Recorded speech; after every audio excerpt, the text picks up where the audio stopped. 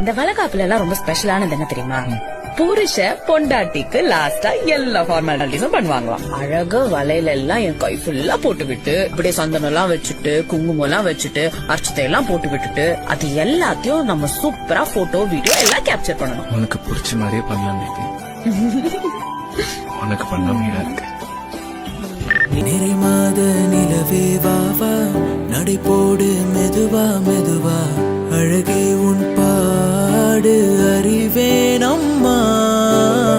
மசக்கைகள் மயக்கம் கொண்டு மடிசாயும் வாழை தண்டு, சுமையல்ல பாரம் சுகம்தான்.